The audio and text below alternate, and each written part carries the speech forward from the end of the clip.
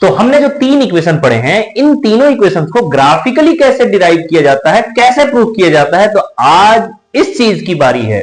आज हम ये सीखेंगे कि इन तीनों इक्वेशन को ग्राफिकली कैसे डिराइव करें, कैसे प्रूव करें। तो चलिए, हमने एक्सेलरेशन का एक ग्राफ पढ़ा था, आपको याद होगा कि एक्सेलरेशन का एक ग्राफ पढ़ा था। मैंने कहा था वेलोसिटी टाइम ग्राफ के बीच अगर मैं कोई ग्राफ बनाता हूं तो ये क्या होगा, ये यूनिफॉर्म एक्सेलरेशन का ग्राफ है, राइट। ये यूनिफॉर्म एक्सेलरेशन का ग्राफ है ना। लेकिन अगर मैं इसे यहां से ना बना के ऐसा कुछ ग्राफ बनाया होता, एक बात बताइए कि ऐसा ग्राफ होता, वीटी यहां से बनाया होता, है ना, इस जगह से ना बना के, इस जगह से ना बना के मैंने यहां से बनाया होता, तो क्या ये यूनिफॉर्म एक्सेलरेशन का ग्राफ है या नहीं है? जी हाँ, बिल्कुल है, बिल्कुल है, ठीक है ना, बिल्कुल है। फर्क क्या है इन दोनों ग्राफ में? फर्क क्या है इन दोनों ग्राफ में? फर्क सिर्फ इतना है कि इसकी इनिशियल वेलोसिटी जीरो है, जीरो है। जी हाँ, इनिशियल वेलोसिटी बिल्कुल जीरो है, जबकि इसकी इनिशियल वेलोसिटी कुछ ना कुछ पॉजिटिव है, नॉट इक्वल टू जीरो है। जी हाँ, नॉट इक्वल टू जीरो है।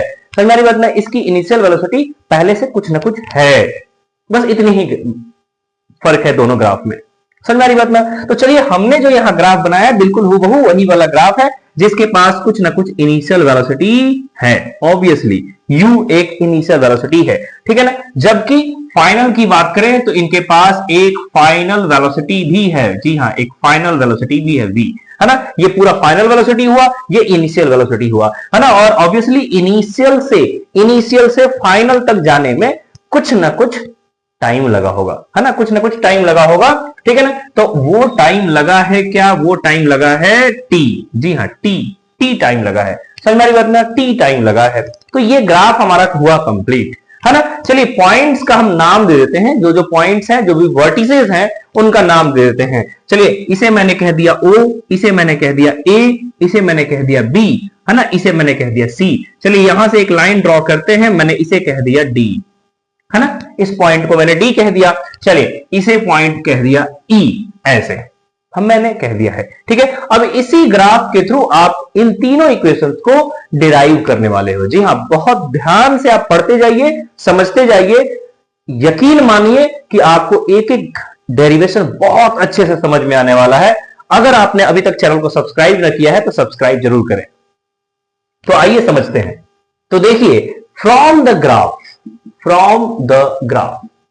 है ना, ग्राफ से, जी हाँ, ग्राफ से, मैं कहीं और से बात नहीं कर रहा हूं, ग्राफ से हमारा v इज इक्वल टू क्या है? क्योंकि हमें पहला इक्वेशन डिराइव करना है, v is equal to U plus AT, है ना। तो हमें v को ही उठाना है। हमारे ग्राफ से v किसके बराबर है? तो ऑब्वियसली v यहां से लेकर यहां तक, जी हाँ, यहां से लेकर यहां तक है, यानी कि OE जो है ना लाइन, वो हमारा v के बराबर है। तो मैंने लिख दिया v is equal to OE, है ना। अगले लाइन में मैं लिख रहा हूं, इस OE को ब्रेक कर रहा हूं। जी हाँ, इस OE को मैं कर रहा हूं ब्रेक, O से लेकर A तक और A से लेकर E तक, है ना। यानी कि मैं लिख रहा हूं OA प्लस AE, ऐसे ब्रेक कर लिया, है ना। इस ब्रेक करने से क्या फायदा हुआ? इस ब्रेक करने से फायदा ये हुआ कि मैं OA के बदले, जी हाँ, OA के बदले U लिख सकता हूं, है ना। OA के बदले क्या लिख सकता हूं? U लिख सकता हूं, है ना। तो चलिए, V is equal to U plus AE आ गया है। तो v is equal to U plus AE आ गया है ना। अब ये AE जो है, AE के बदले मैं चाहूं तो u प्लस, ये देखिए AE कहां से कहां तक है? यहां से लेकर यहां तक, है ना, राइट, है ना। यानी कि पूरा v में से u माइनस कर दूं तो AE बचेगा, है ना। टोटल देखिए, ध्यान दीजिएगा, AE कहां से कहां तक है? यहां से यहां तक, राइट, यहां से यहां तक, यहां से यहां तक है AE।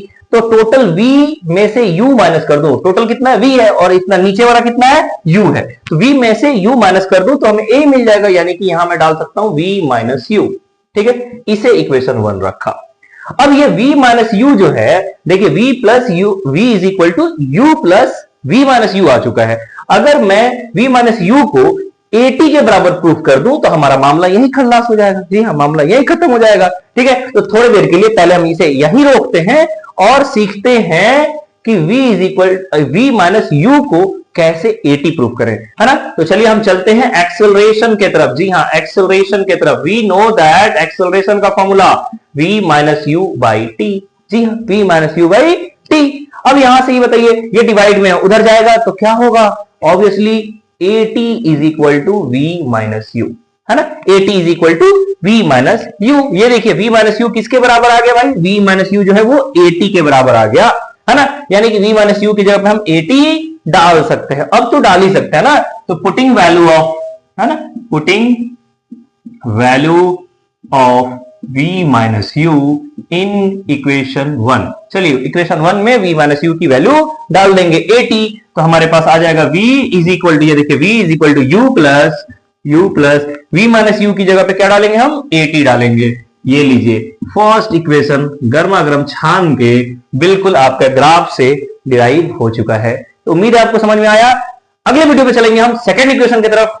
तब तक के लिए आप चैनल को सब्सक्राइब कीजिए, बेल आइकन को जरूर दबाना ना भूलें, दोस्तों तक शेयर कीजिए। Thank you so much.